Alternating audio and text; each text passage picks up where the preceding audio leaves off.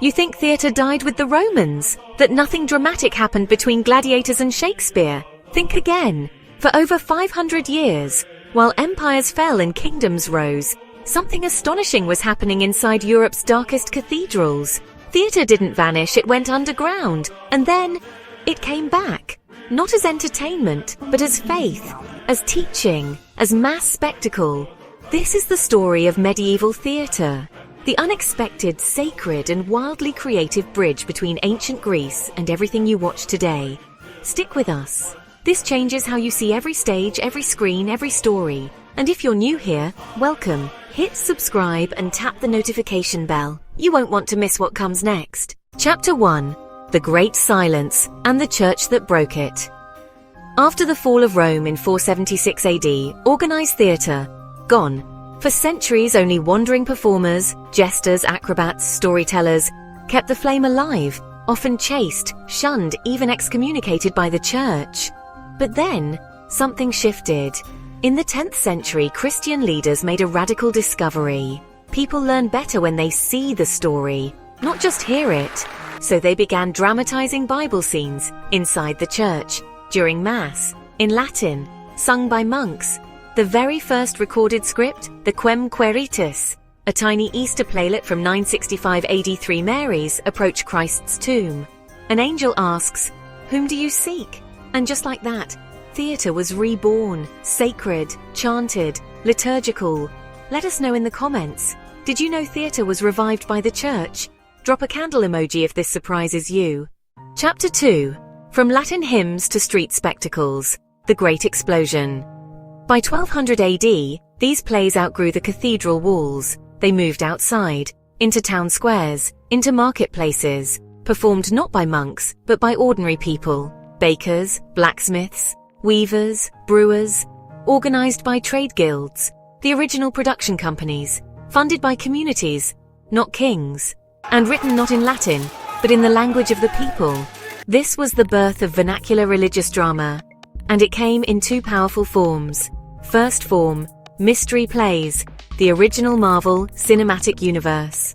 Imagine a single story, told across dozens of episodes, covering everything from creation to the Last Judgment.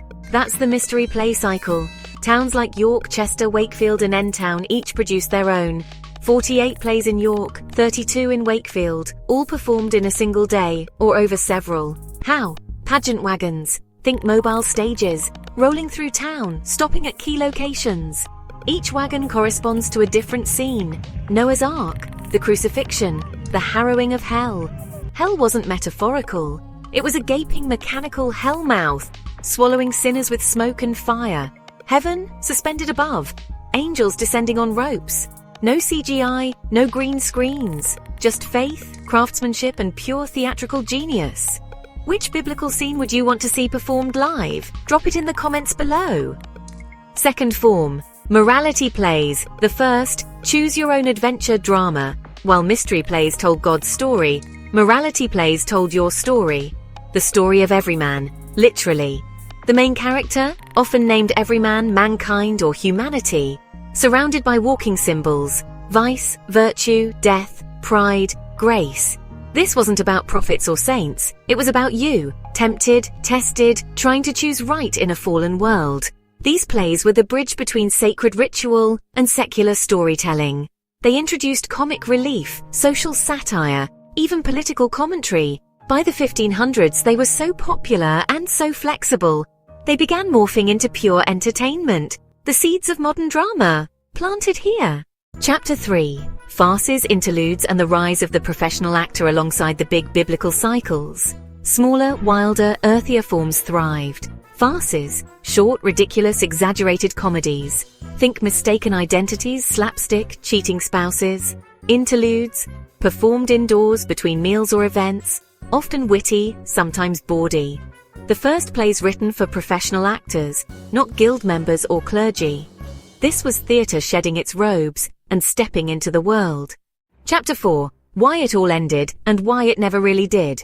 By the 1500s, the Reformation exploded across Europe. Protestants versus Catholics, kings versus popes, and theatre caught in the crossfire. Religious plays were seen as dangerous, divisive, outdated. In England, Henry VIII's break with Rome, and later Elizabeth I's ban on religious drama, silenced the great cycles by the 1580s. Across Europe, similar bans followed. But here's the twist. Theatre didn't die, it went secular, it went commercial, it went Shakespearean. The pageant wagons became permanent stages, the guild performers became paid actors, the morality plays became psychological dramas, the farces became sitcoms. The spectacle, it never left us.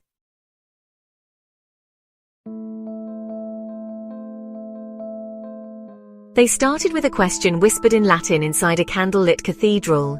Whom do you seek? And ended with wagons rolling through towns, hellmouths roaring, angels flying and crowds weeping, laughing, believing. This wasn't primitive theatre. This was mass storytelling, community art, sacred spectacle, and every technique they invented, the mobile stage, the allegorical character, the moral dilemma, the comic relief, is still running through your favorite shows today. So tell us, which medieval theatre form fascinates you most? Mystery plays? Morality plays? Farces?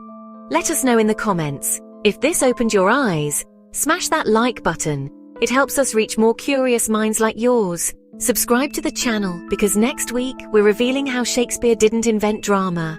He inherited it from monks and guilds. And don't forget, tap the notification bell. You won't want to miss it. Share this with your history lover, theatre kid, literature nerd, or that friend who thinks nothing good happened in the Middle Ages, because the greatest stories were written in the shadows, and they're still echoing.